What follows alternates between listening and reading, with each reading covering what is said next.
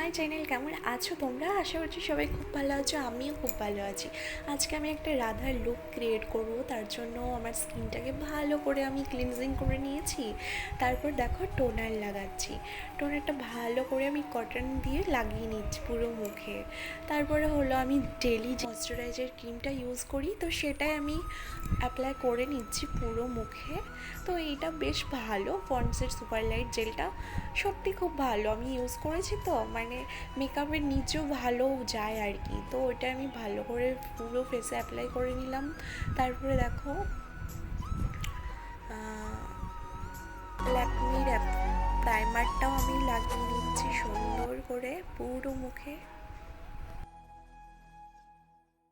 Actually লুকটা আমি খুব সিম্পল করবো, সেই জন্য বেশি মেকআপ করবো না।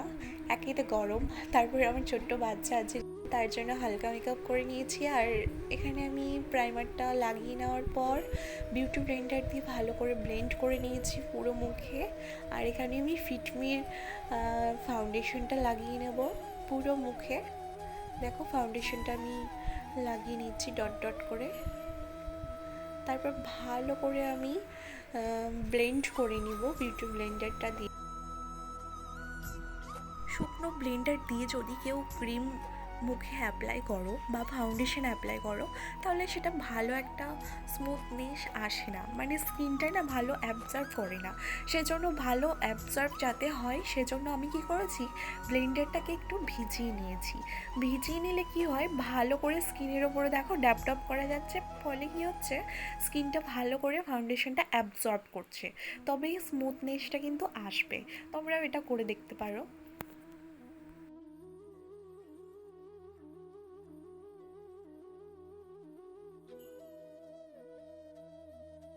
তারপর দেখো এই ল্যাকমির এই রোজ পাউডারটা আমি পুরো মুখে অ্যাপ্লাই করব ভূতের মতো করে, ভূতের মতো সাজবো, যাতে করে আমার এই যে এতক্ষণ ধরে এই ক্রিমগুলো লাগালাম, আর সেটা যদি সেট হয়ে যায় ভালোভাবে, তবেই তো মেকআপটা ভালো হবে, তাই না?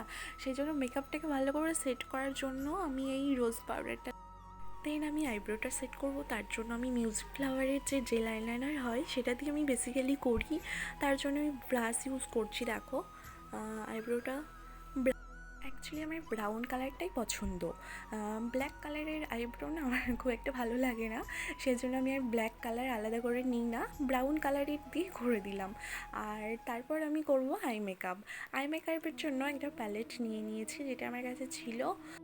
একটা হালকা কালারের সেট নিয়ে নিয়েছি, সেটাকে ভালো করে ব্লেন্ড করে নিয়েছি। বললাম খুব লাইট করব, সেই জন্য বেশি কিছু করছি না। আর দেখো আমি লাইনারটা পরে নেব, ল্যাকমির লাইনারটা পরে নিয়েছি। তারপর আসছে মাস্কারা। তো মাস্কারা লাগাবো না এটা কখনো হয়, যাতে চোখের পাতাগুলোর ভলিউমটা একটু বাড়ানো যায়, তার জন্য একটু দিওয়ানের আমার কাছে ছিল অরিফ্লেমের মাস্কারা, তো সেটা লাগিয়ে নিলাম। তারপর আছে কম্প্যাক্ট পাউডার। তো ফিটমির কম্প্যাক্টটা আমি পুরো ফেসে লাগিয়ে নিলাম।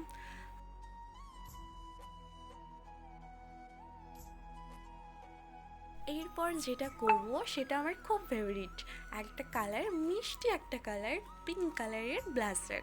তো এই ব্লাসারটা আমি খুব পছন্দ করি, বিশেষ করে ব্লাসার লাগানো আর হলো গিয়ে হাইলাইটার, এই দুটো জিনিস আমার মেকআপের খুব পছন্দ, খুব খুব। তো সেটা আমি ভালো করে